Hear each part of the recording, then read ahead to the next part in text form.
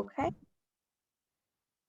Oh, yes. Continue. Okay, perfect. Okay, well, welcome everyone. Thank you for joining us this afternoon. My name is Hillary Allen from the Alumni Office at Meredith. So pleased to have Kaitlin Briggs Stammetti from the class of 2008 with us this afternoon.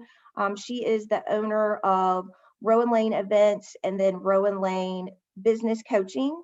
Like so many of us, we have had to pivot in the midst of this pandemic. And with someone who did events, Kaitlin definitely had to pivot.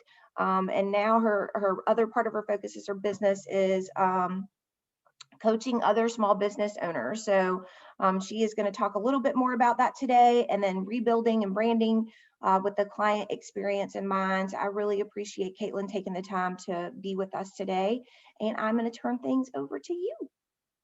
Thank you, Hillary. I appreciate it. Hi, everybody. Some other people might keep joining us, and that's totally fine. I'll talk for a little bit, and then we'll start the presentation. I will say that I give this presentation and talk on some topics related to this, but it's not normally over Zoom. I usually speak live. So for those of you that are here today, what I'm going to ask of you is to be with me. Blow up that chat box. There will be a point later in this presentation where I pause and set some questions in front of you. And if you're writing those down or putting them in the chat box or talking, unmuting yourself and talking is totally fine. Especially with a smaller group, we have an opportunity to really dig into any questions that you may have. I will let you know that we are talking about client experience. And like most of my presentations, it is sneakily just a tiny business class. And what I'll say is that client experience really comes from connecting with your client or your customer, which you cannot do unless you have a well-run business. When those things are done and set and ready, your brain, your heart, all your time can really be focused on connecting with who your customer or your client is. I run a service-based industry, but I work with a lot of people who sell products. So we'll try to keep both of those things in mind as we move through this presentation and see how they apply to both. So I'm gonna share my screen and get us started.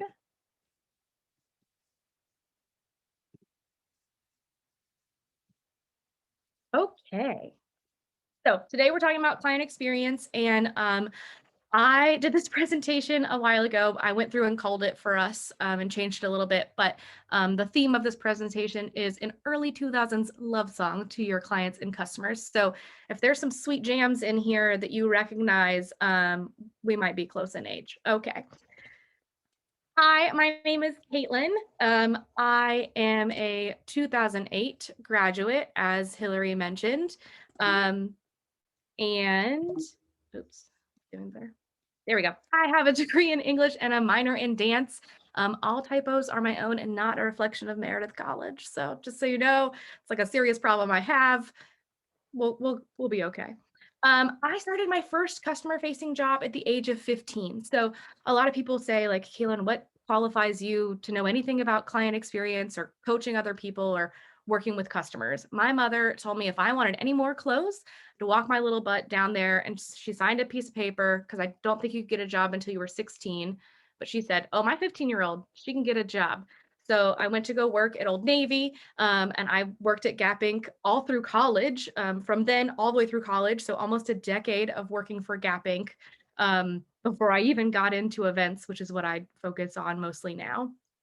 I'm a 10-year veteran of the wedding industry. So shortly after leaving retail, I started managing an event space. I went on to work with a catering team as a catering sales manager. I worked with a florist. I taught other venues and catering teams how to build their businesses from the ground up and did some consulting work for them. And then I started my own wedding planning company. I own, as Hillary mentioned, Rowan Lane Events and Rowan Lane Coaching. I'm married and the mother to a very talkative 2-year-old boy, which you see pictured here. All right, what are we talking about? Client experience. We'll give some pretty straightforward explanations of what this is. Sorry, Siri wants to be involved in this conversation. Customer-centered mindset in business where all aspects of the business are designed and executed with the client's experience in mind. Nothing about your business is built without thinking about how it affects the person who is purchasing from you. An intentionally designed way of approaching your client interactions, your sales funnel, which is something we'll talk about, your workflow, which is also something we'll talk about, to engage your ideal client. So, not only are we going to build our business with our client in mind, but we're going to build every part of how we run our business to engage our client, to come to us and stay with us and send more people our way. All right. So, where does the client experience happen? I think that the best thing to figure out is where are we even doing this, right? Uh, so, here, sorry, there we go.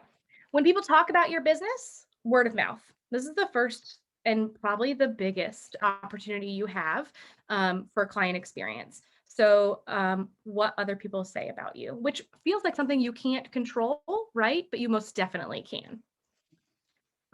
Let's see. One way digital communication. So, social media, your website, your Facebook page, anywhere you post and people see it. Two-way digital communication. So this is email when you talk back and forth with someone, messengers on those apps like Instagram or Twitter or something like that, and then texting, face-to-face or Zoom, hashtag COVID life. So if you get to that point, we'll talk a little bit about what that client interaction looks like. Onboarding, this is definitely something people skip all the time. They think to themselves, this person's paying me money, they signed a contract, let's get down to work. And they don't take time to onboard that client and talk about the expectations of working together and set the tone for how things are going to go. But we'll talk about how you can do that correctly. Offboarding. So you're done. You had a great time working together. They bought a product from you. They visited your shop. Whatever it is that happened there. And now we want to get a review from them. We want to know about their experience, and we want them to give you a referral all the way back up to that word of mouth, right? So it's very cyclical in the way that it works. Okay, word of mouth. Are they talking about you? Good. Word of mouth is one of your strongest marketing tools. I think that people always forget about grassroots marketing and just starting from the ground up. And I see a lot of posts on Facebook or all kinds of other places where people say, should I be on the wedding wire or not? Should I buy Facebook ads? How much money should I be investing in being in a magazine? And I'm saying, if you do not have a great word of mouth grassroots marketing situation, don't waste a penny on any of those things because this is what should come first. Okay, and this is a note about living your brand. I'm going to ask you guys in a little bit to tell me more about or drop in the chat what you do or what kind of business you run or what kind of business you're looking to run. But in the day of an age of social media and just the way that we interact with each other in general, I want to remind people that you're always living your brand. Okay. So, and that could mean you're always wearing your brand colors. Shocker, I'm in green. My wall is green. My marketing's green. Like nobody's surprised about this. That's living your brand, right? But also what I write on a Facebook page, even if no one on that Facebook page knows who I am or what I do, or they didn't go to my profile to see it. When I cut someone off in traffic, what it's like when I go to the grocery store and stand too close to somebody. Eventually, someone's going to recognize you and what you do, and it's going to be connected to your brand. So that's a lot of responsibility to take on and kind of a lot to think about. But I just want you to think about the fact that everything that you do can be connected back to your business. Okay, we're going to go through these, and about halfway through this presentation, we'll take a big pause, but we're going to start with one-way communication, social media.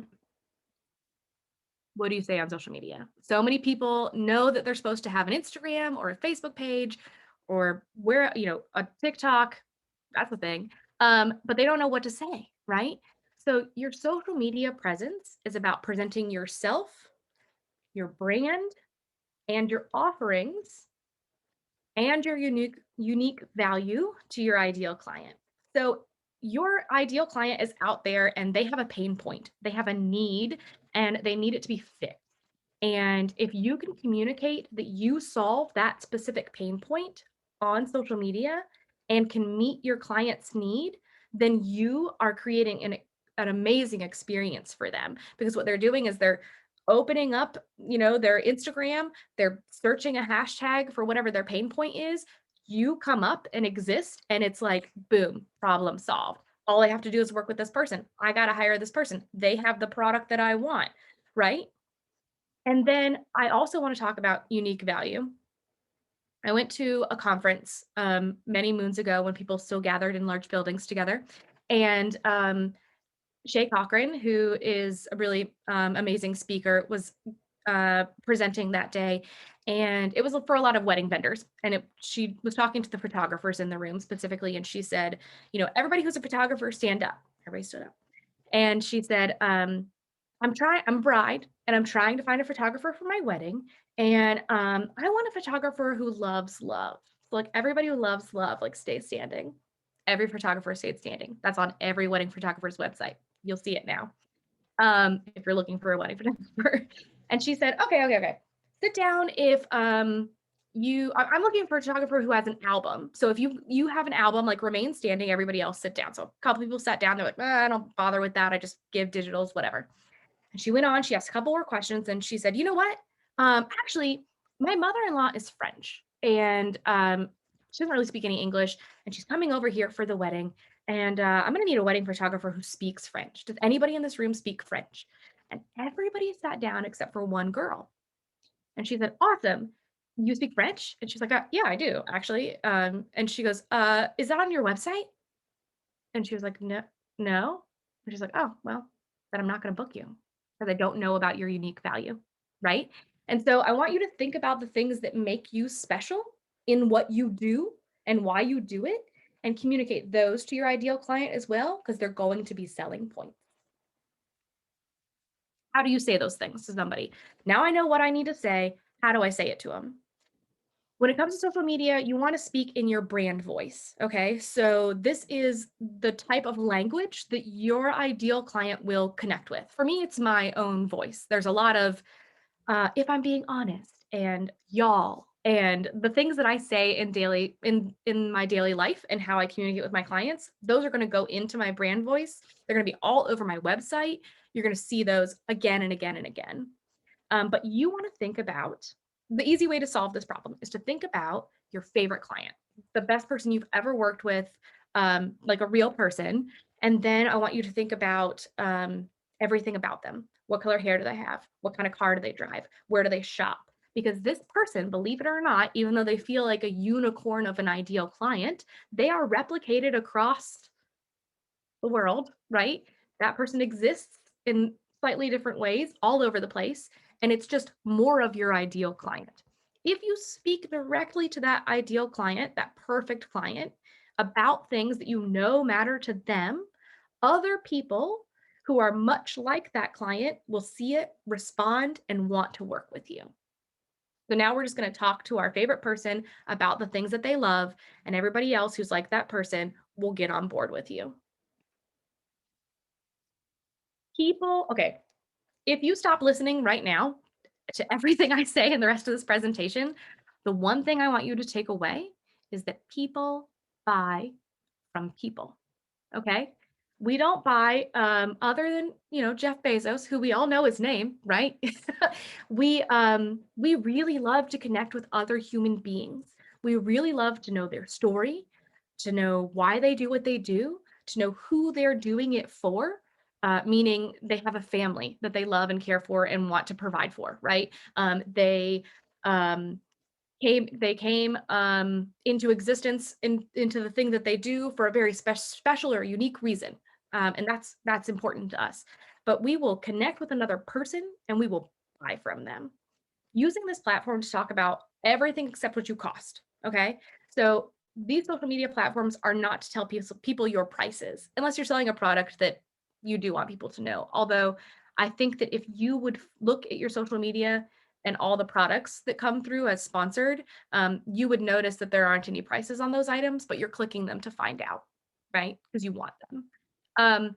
We want people to be so engaged with what you're doing on that platform that by the time they're ready to buy, they don't care what it costs because they want you.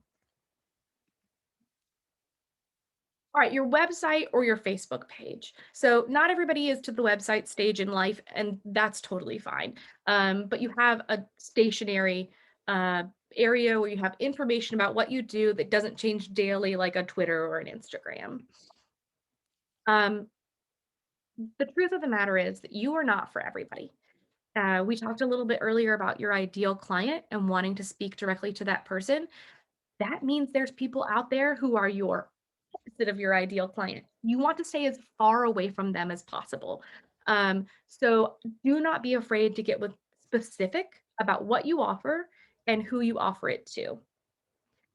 The other thing I want you to do, this is just like a straight business tip, just period.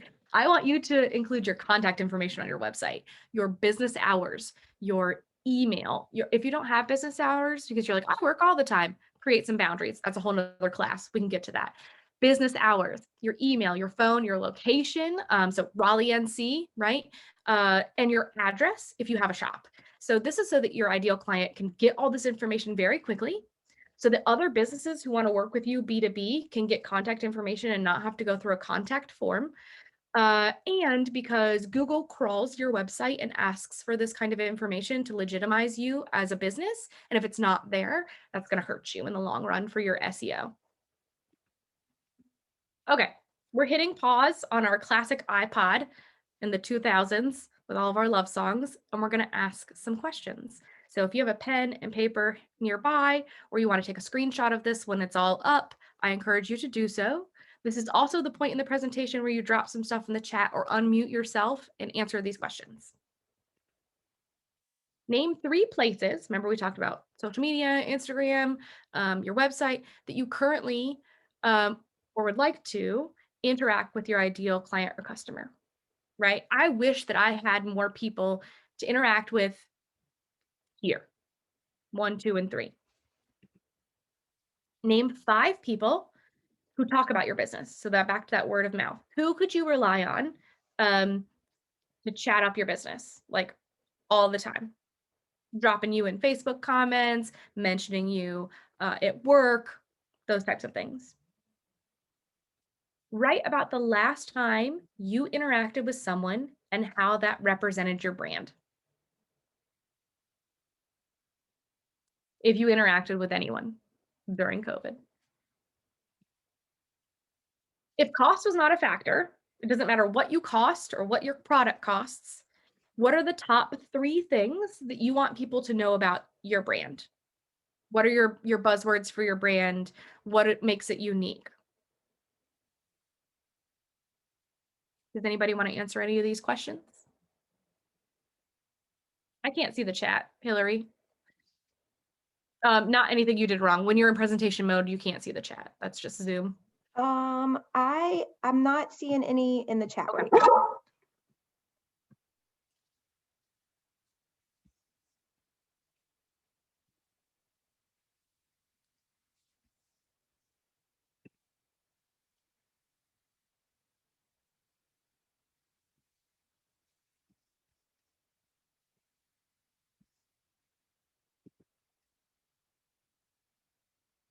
All right, ladies.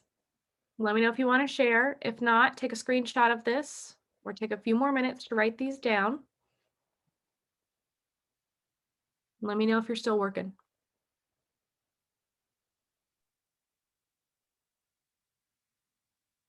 I do have a question, 1 answer. Would you like that? Yeah. Instagram, YouTube, and Facebook. Oh, YouTube. I love that. I love YouTube. That's good. We're getting into a lot of like a vlogging instead of blogging, and YouTube's really good for that. And people growing their YouTube channels are killing it. I love it. Oh, well, this makes total sense. She's a music teacher. Oh, yes. Awesome. Yeah, putting lessons and stuff up on YouTube is perfect.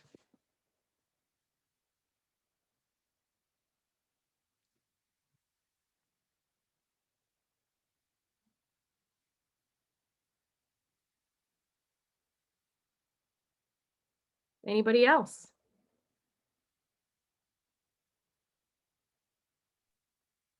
I love what Rachel just added though. She said that her students have said they won't read a blog, but they will watch a short video. Isn't that crazy? Mm-hmm. Yeah, that's true. So many people, I haven't blogged in over a year because nobody's reading them. I do use them as reference points. If people ask me questions, I'll be like, I wrote a whole blog about that, instead of like using my personal time, which costs me money. I'll be like, oh, it's okay. I already did the work on that one. So they could be good as reference points if you do feel like your writing is stronger than your video. But yeah, kids, man, love a video.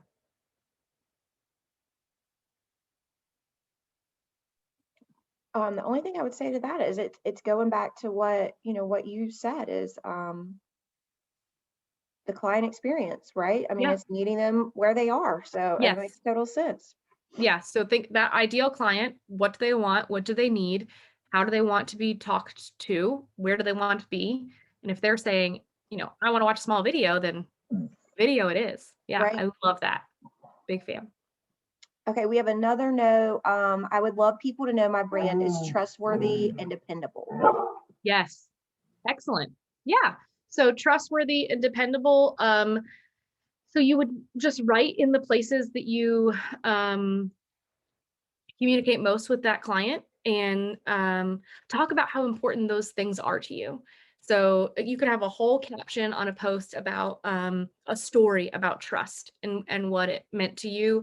Dig deep for that and share it with people. Maybe even kind of get on the vulnerable side about it, and you know, and close with, this is why it's so important to me to garner trust, or to let my clients know that I am trustworthy in what I do, because referencing back to that story. So telling a story is a really good way to let people know what your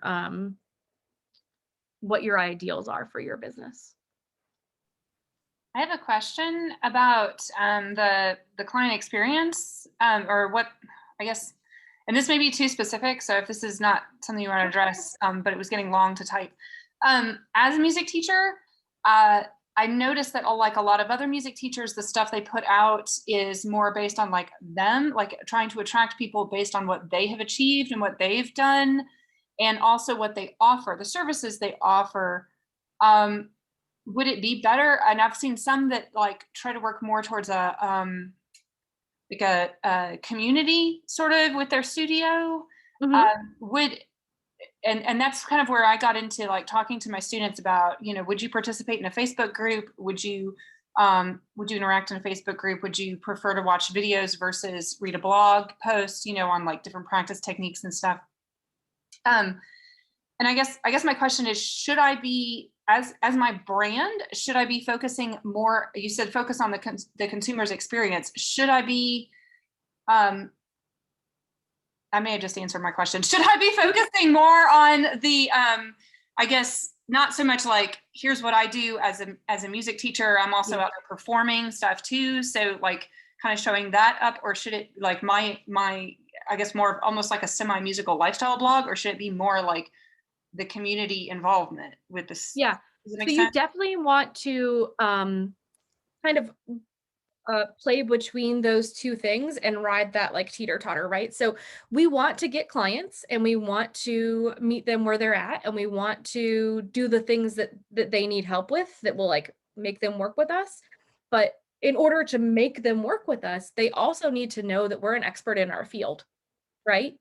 They need to know that the money that they're going to spend is well spent with someone who knows what they're doing, right? So a lot of times I'll see like wedding planners who are like, I planned my own wedding in 2006 and I loved it so much that now I'm a wedding planner. That does not make her an expert in her field. No. Right? Not even close, right? No. So to your point, you would say, you know, I really love working with people who have never picked up an instrument before. Even though I have, you know, 30 years of musical performing experience, I love working with people who are interacting with music for the first time, right? Mhm. So you both established yourself as an expert in your field and let people know that they don't have to be where you are in order to work with you. Does that make sense? Yes, yeah, that's really helpful. Good. Good. You just want to play those two things against each other. Like, you're not wasting your money because I'm a professional, but you may not be, which is why you need me, right? So anybody else have any questions? We have another answer for number 2 from Anna. She said, I had a friend yesterday say that she would love to introduce my brand to people when it's up and running. She was even willing to host a brunch and invite her network to see my designs. Okay, this is a brand ambassador. Okay, this is what this person is. We've seen that term used a lot with MLMs or like stuff that gives us a bad taste in our mouth sometimes. But really, these people are ambassadors for your brand. They want to go out there and talk about you and what they're doing and what you're doing. And the reason they want to do that is because they have a lot of faith. And they're very impressed with how good you are at what you do. So remember that that's why that person's offering. They are not offering that because they have a lot of time on their hands and nothing else to do, and they'd really just like to throw a brunch. They're offering it because you're awesome, and they want to make sure people know you're awesome. And we'll talk a little bit at the end about referral programs and what that looks like. You know, I have a good friend who is a State Farm agent, and he is not my insurance agent, but I mention him all the time. I have USAA, which not everybody can get. So I mention him all the time as a referral, and he sends me like $5 Amazon gift cards. And I was like, Matt, you do not have to send me a $5. Like I'm doing this because he's like, no, this is what I do. This is what you will get, you know? And so he's consistent.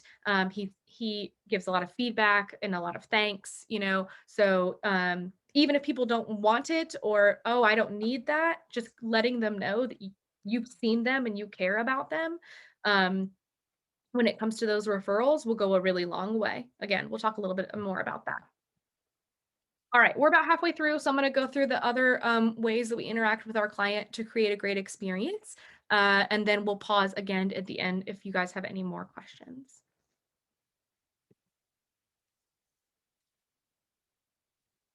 Oh, wait, two-way communication. Whew, this one always gets me, right? Because now we're like back and forth. Like they said something, and we got to say something back, and like, what are we gonna do? Okay, it's not just posting and like maybe nobody saw it, right? Like they saw it, and now we're talking. um, Continue to remember that you are representing your brand and communicating with potential clients. Okay. So a lot of times, either we get too stuffy when we start to email back and forth with everybody, or we get too loose, right? And so you want to hit a nice happy medium where you're still representing your brand. So like a little bit of professionalism, but now we know that this person wants to work with us. So it gets a little bit more congenial, right?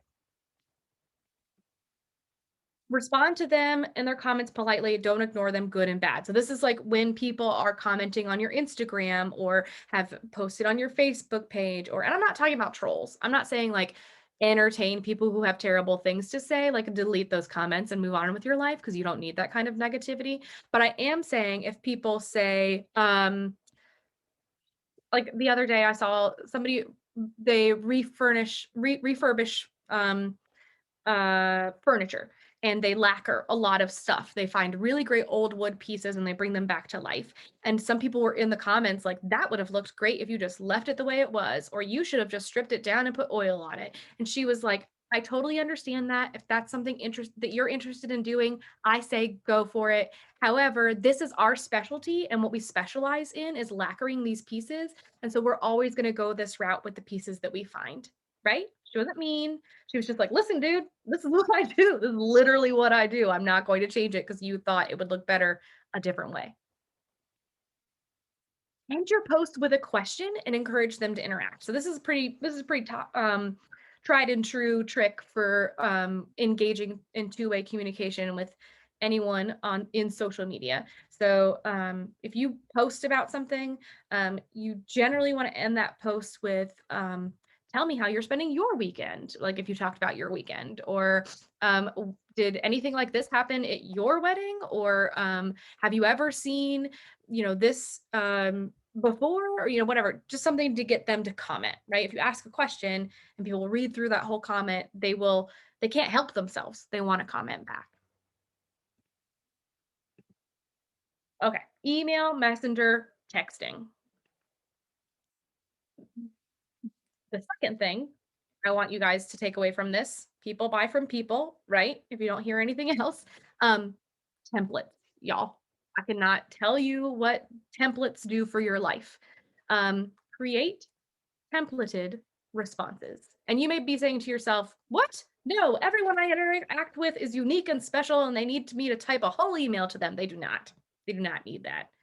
I want you to create templated responses for your most frequent, the most things you say most frequently, including your initial response email. So when clients email me for either weddings or coaching, they get an initial response from me that says a lot of things about how I do business, right? There are parts of that email that are tailored to them. For brides, it's, hey, we are available on that wedding date at that venue in that city. We're so glad that you were referred to us by blank, because that's part of what they fill out in order to the form to work with me. And then it looks like you inquired about blank offering, right? And so then I talk about what's all in that offering. And at the end, one of the last questions I ask them is, if you'd like to meet with me, would we be meeting over? And it's like a beer, a cocktail, coffee, a walk, right? So different things. And they click one of those things. And at the end of that email, it says, I can't wait to learn more about your event over blank, right? So now that email is tailored to them and so that they know that I read it and saw it and like responded to it.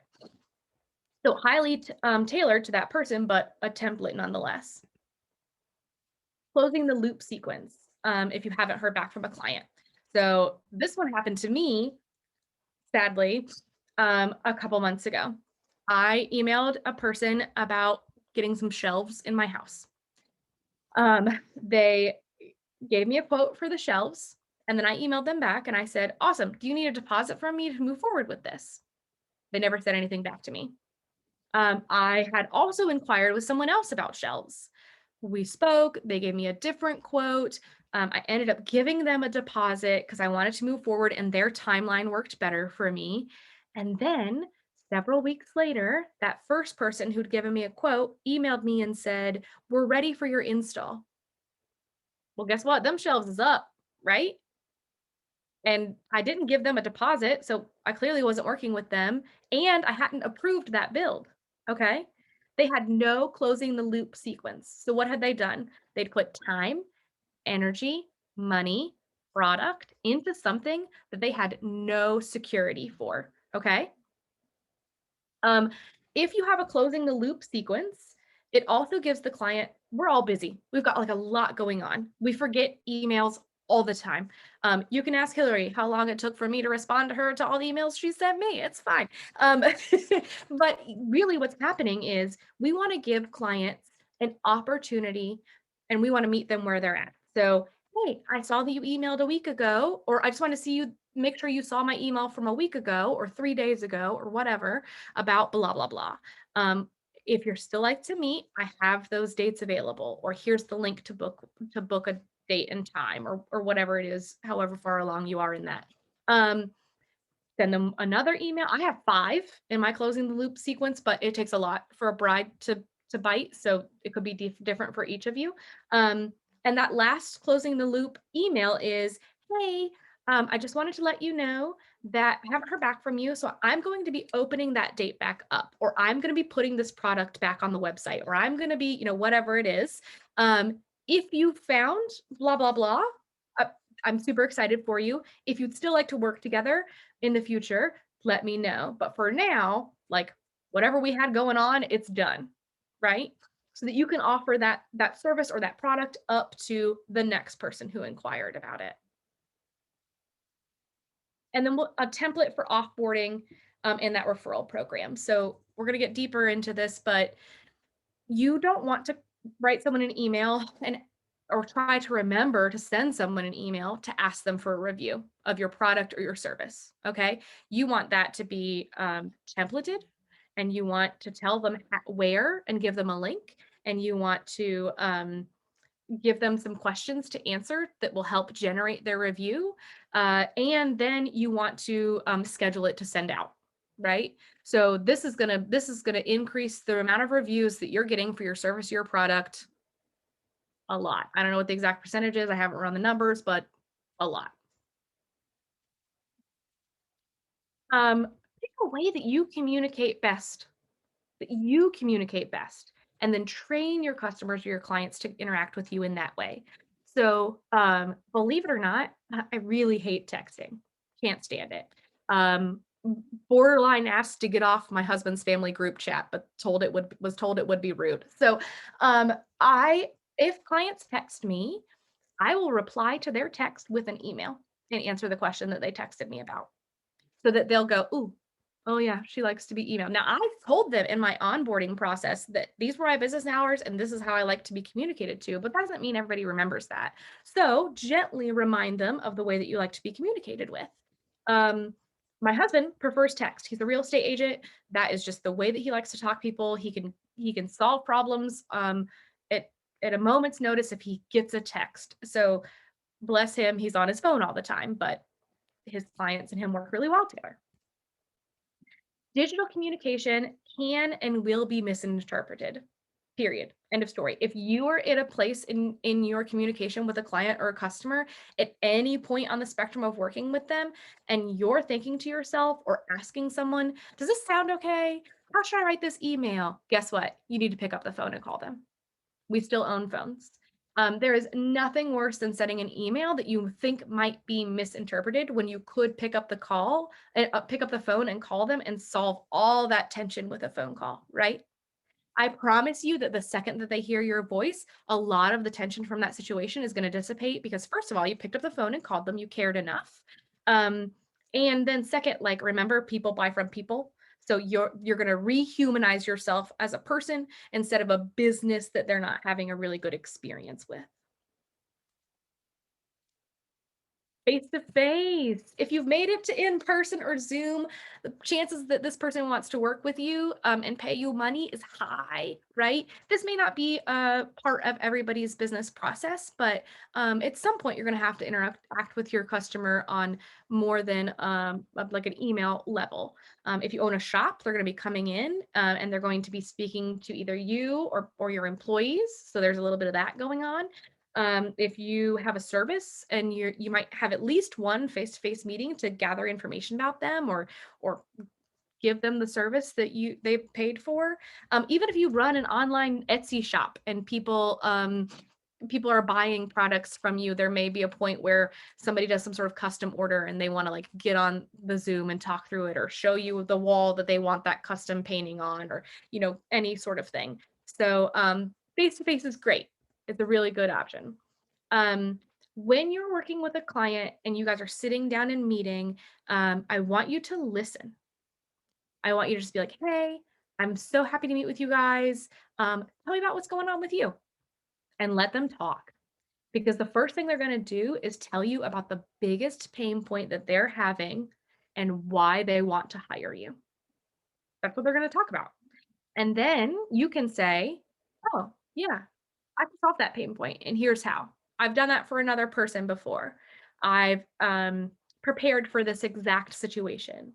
I've done something similar that I think will, resonate with them," right? So talk about how you've already solved that pain point. But what I don't want you to do is get in there and immediately start telling them how you're going to solve their perceived problem, because you don't know what their pain point yet. And I don't want you to offer them things they didn't ask for. So a lot of people will be like, "Okay, how can you upsell?" Right? Well, don't worry about upselling, because you've got a product that's amazing, and hopefully another presentation, you've priced yourself at a price that is of value to what you do.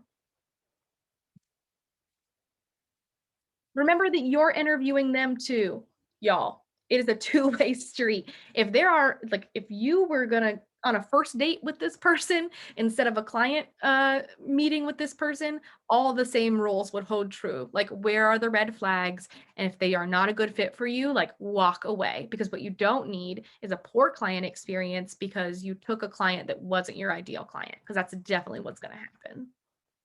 Let them know what the next steps are to working with you. And my biggest recommendation is to walk away with the ball in their court. And I know what you're thinking, like, Kaitlin, that's crazy. I should get them to sign on the dotted line the moment that I have them there, and like, we should be good to go. And I mean, there might be situations where that's really, time is of the essence and that's really important. But my biggest suggestion, especially with like a higher priced activity, is to let them make that decision and feel a lot of control over that decision, so that they are more invested in the outcome and that they have a better client experience, because they're thinking, this was my choice. Nobody pushed me into this. Nobody made me sign on the dotted line when I was sitting in front of them. And I was just kind of like coerced into it. Like, nobody made me uncomfortable. This was my choice, right? Um, Again, that one's very case by case basis. But for me, and like that level of service and cost, I think it's probably the best option. And it might be for you too. Follow up with a closing the loop email, different kind of closing the loop email. So for this one, just say, hey, like, these are the things we talked about in our meeting. This is what you said your pain point was. This is how I said I could fix it. And here's the thing you can do to make that happen for us to work together. Like, click here to book. Done. Don't send them back to your website to look it up and find the right page. Like, make it as easy as possible for them to work with you. Oh boy, y'all. A whole slide dedicated to this. A whole slide dedicated to get a signed contract and payment before you do any work. Very reminiscent of that story I told a couple minutes ago, but really I see this over and over and over again with everybody that's new into business. Well, they said they wanted to work with me, so I got right into it. And then I showed them my designs, or I gave them a sample of blah, blah, blah that was custom to them. And I never heard from them again. Well, guess what? You just wasted a lot of time, and time is money. So, and I want you to get both the signed contract, even if it's just we are working together on this date, or we are doing that. I mean, it does not have to be something a lawyer created that's like intense. It just needs to be a piece of paper that they signed, so that they understand that the contract and the money are what creates that relationship, that working professional relationship with you. Onboarding. Okay, this is the part that everybody forgets. It's the last two things, onboarding and offboarding. When you bring a client in, you just want to welcome them, right? You wouldn't like let somebody come over to your house for dinner, open the door and go sit down at the table and be like, let's get to eating. No, you'd have some charcuterie out. You would pour them a glass of wine. You would tell them what they're going to be eating that evening, right? You would welcome them into that situation. You wouldn't get right down to work. Same thing with a client. For service-based, I want you to create a welcome packet. Okay, so this welcome packet has your office hours. It has timelines of the outline of you working together. So like for me, it would be like this, between this month and this month, we'll do this. Between this month and this month, I want you to send your save the dates. Between this month and this month, right? So a little mini timeline of like what your time together is going to look like. And then the best way to reach you, again, like email me if you want me to do any of those things, right? For product-based businesses, I'm going to encourage you to have a newsletter. I want people to sign up for your newsletter, and I want you to let them know how often you intend to show up in their inbox. Like, you'll be getting a weekly email from me about blah, blah, blah. And I want you to, and the kinds of things that you're going to put in their inbox about behind the scenes of my business, how I select the products that go into the jewelry that I make, more some things that didn't go well, like what are your fails, right? Like just humanize yourself, because again, you're trying to create a relationship from person to person, which equals buying a product. Give them an opportunity to ask questions. So during this whole onboarding process, we're like, here's a welcome packet. here's a newsletter, here's things, take a moment and just be like, at the end of that first email, when they sign up for the newsletter, that first drip email, I want you to say, I'd love to learn more about you. Please reply directly to this email. It'll go straight into my inbox and tell me a little bit about yourself or why you want this product, or, whatever, what kind of jewelry you're looking for, or, whatever. In service-based, you want to walk through all these pieces with them, not just send it to them, but have a whole meeting where you walk through these things and then ask at the end if they have any questions. Offboarding. It's been a great time working with them. You've had an excellent experience, and so have they. And now it's time for them to go. Immediately ask for a review before they forget the amazing time that they had, or that they're still in the honeymoon phase with that product, or they've graduated from a certain level of music and they're going into another level. Ask them for a review. Give them a link to where you collect reviews. We talked about this a little bit earlier. We want to send them straight to Google, Facebook, Yelp, wherever it is that you collect reviews. Write it in just reply directly to this email, and I'll post it on my website so that I have it forever and ever, like whatever it is that you do. Outline ways they can write the review or questions they might answer about working with you. So I don't want the same review over and over and over again. Kaitlin was great to work with. She was very professional. But that's not helpful. That's not going to help anybody buy from me. I want to know exactly what happened on your wedding day that made it special. What things came up that you didn't know were going to come up that Kaitlin handled? Those are the types of very specific questions that I want you to ask them. What is your favorite thing about working with so-and-so? And that way you get much richer reviews that will garner more future clients. Explain how others are experiencing. So sometimes the roadblock to writing a review is that this person feels as though they have nothing to offer, right? They're like, nobody really cares about my experience. It's just my personal experience. And I know that reviews are good, but what would I possibly say? So we kind of want to appeal to the helper that's in them, what empathy they have for other customers. So let them know, other people are experiencing the same pain point you had, right? Other people were trying to find the perfect music teacher, and they were just coming up short until they did, found me. If you want to help people experience the same level of happiness that you're experiencing, we've got to solve that pain point for them. And in order to do that, you need to tell them to write this review and tell them about working with me, right? Probably not in those exact words, because that feels pretty forceful, but in a very nice way, explain to them that they're helping other people. Back to word of mouth, creating a referral program. Last thing, so fun, so important. Give your client a traceable code. Maybe that might be hey, when at checkout, use code Nicole in order to get whatever maybe that's the client's name, right? And that way it's traceable or unique to them. Let them answer a question in your Insta stories for a link to a discount. So if you're into using Insta stories, and you have a pain point that you're trying to solve in your own business, or like Rachel was saying earlier, she asked her clients, how would you like to be communicated with? Answer this question for 10% off your next lesson, right? And so now you're going to get the information that you need, and they have incentive to do it. And maybe if they, you could frame it in a way that gives them the discount on the first time that they work with you because they're a new client. Win a discount or a gift card for sharing your info or writing a review. So I was talking about my friend Matt earlier, who sends me a $5 Amazon card when I refer him to someone and they book with him, or he writes an insurance policy for them or whatever. Incentivize mentioning you, because then people will be like, oh, I was going to mention that person, but or, ooh, just love mentioning this person because they always send me whatever, right? And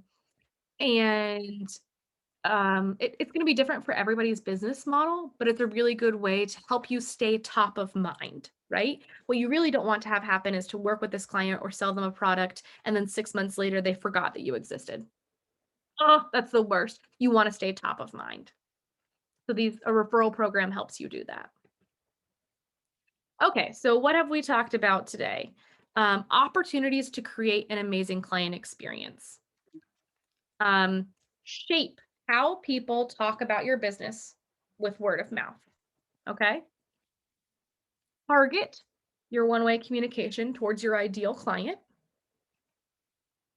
Pre-script your two-way communication, all those templates. Listen during your face-to-face or your Zoom. Welcome and set expectations when you're onboarding. Ask for a review and create a referral program when you're offboarding. So at the beginning of this presentation, we talked about all these different places where you could interact with your ideal client. And these are the opportunities to create a great client experience in each of these categories. That's it. That's all it is. I know, it seems so easy now, right? My name's Kaitlin, like I said at the beginning. If you or someone you know is struggling in their business to with just the one thing that's standing in their way, or they have a lot of questions or anxiety about getting started, even if you've been in business for a long time and you're wondering where to go next or how to make things better, it's really what I specialize in, is taking people from the moment that they're in that's holding them back, breaking through that and creating a really great path towards being happy in their business. If you go to rowanlaneco.com or rowanlanecoaching.com, you can read all about specifically what we do in order to create a breakthrough business moment. I know that a lot of you are on here and it's what? Almost 5 o'clock, time to make dinner, maybe change a diaper, maybe you still have things to clean before Monday, maybe you have to get ready for work. If you are struggling in your business and you want to create change, I encourage you to go right now to this website and book. Don't wait. Don't see if it's good for you at the end of the week. I have 3 more spots over the next 3 months for Breakthrough Business Moments. And 4 more spots over the next 6 months. I do 6-week coaching sessions with people who want a little more hand-holding than just the one call.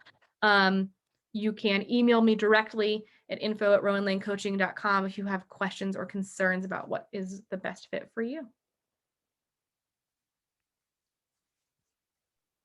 This was wonderful. I do want to see, do we have any other questions from folks before we close out today's virtual event?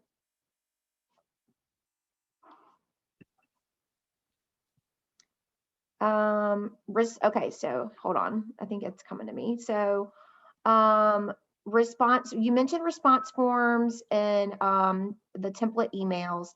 Is there a specific program that you use to automate these things? Response forms, so like contact forms.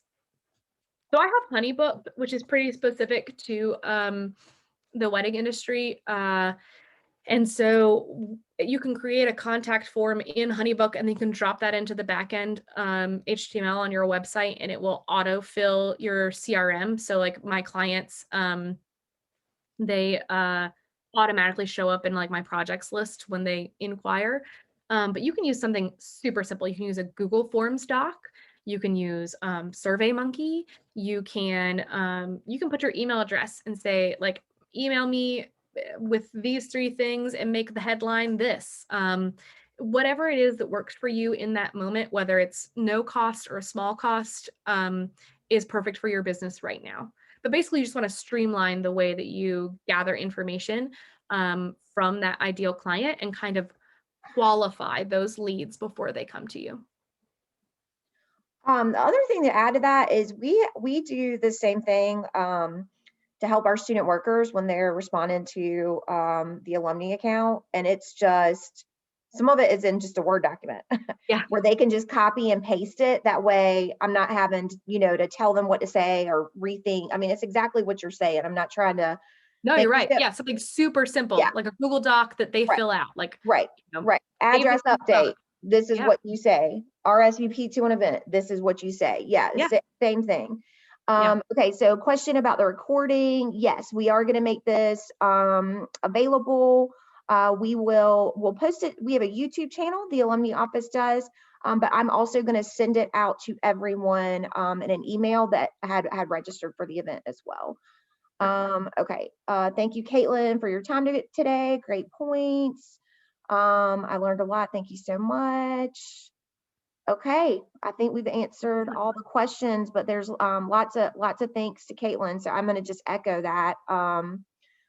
So much great information, not only about rebranding your business, but just how you work. I mean, the thing that definitely stays with me is you train people with how you want them to communicate with you. Yeah. I mean, oh my gosh, like I hate Facebook. Yeah. I hate it. Like but I do it for work, right? But Yeah. people are constantly sending me stuff through Facebook. I don't even have it on my phone. I only have it on my computer. And so you're so right. I'm going to start sending them an email. Yes. Yes. And then so you've taken control of that communication chain. Yeah. Right. Yeah. I mean, so just some really great points about just day-to-day communication. So yeah. And it's that easy. I mean, there is no magic like pill to creating a beautiful client experience. It's all about having a well-run back end to your business so that your brain is not trying to be so reactionary when it comes to, oh, I got a lead. What do I do now? It's like, I got a lead. That's a whole pipeline of things. Now I can really focus my time and attention on meeting this person where they're at and giving them a really good experience, because my business is set up to succeed and my systems, my workflows are flawless, right? This was great. I mean, just echoing what everybody has said in the chat, this was wonderful. I'm so glad that COVID gave you a reason to pivot in this way, because just watching you today, I can see that this is such an area that you have a passion for. And so I know you shared it with us today, but I also know you're sharing it with each of your clients and just helping them better their business. So it's, throughout this entire year, I've tried to find silver linings, and this has got to be one of your silver linings. For sure. I went to a conference. I was probably, 2 months pregnant with Briggs, and he's 2 now. So this is, almost 3 years ago. And I met with a woman named Jeannie Sullivan, who is a business coach, and she and I chatted at this conference. And she said, "Have you ever thought about coaching other businesses?" And I was like, oh, that's ridiculous. I would never do that, right? The very first thing I did when I launched RowanLaneCoaching.com is send Jeannie Sullivan an apology email. Oh, wow. And I was like, Jeannie, I really want to apologize for blowing you off when you told me what I was good at 3 years ago, and for seeing me for who I was way back then. So I think it's really interesting that it took a pandemic for a lot of us to fall really deeply into what we may have been made to do to begin with, right? Absolutely. And that's really one of the other things that's spurring me forward to keep doing this, is so many people are coming up for air and saying, I want control of my own life. I want to start my own business. I want to dig deeper into what I was doing. I've had all this time, and I want to do it right this time around. Or, I kind of know what I've been doing, and what I've been doing has kind of worked for me, but I could make it better. What do you think? So those are the types of things that it's encouraging and exciting to see that happening all the time. So I love it. It's wonderful. I appreciate you sharing it with us today. If everybody will be on the lookout, I will send everyone an email when this is posted to our YouTube channel. We'll post it on the Facebook page as well, so that other folks that couldn't be here with us today can still take advantage of the excellent advice and tips. And I hope everybody was singing along to the lyrics as they're fun, right? The pages changed, because instead of just reading the lyrics, I was singing along to them. Oh yeah. Yeah. Ella. I know. I was like, I spent a lot of time listening to early 2000s music pick the perfect songs for those, and it was still the worth best. It's still the best. It still resonates. for sure. Thank y'all so much for being with us. Thank you, Special ladies. thanks to Kaitlin. Thank you so much. I hope y'all have a good rest of your day and a good week ahead. And we appreciate you being with us this afternoon. Thank you. Take Bye. care.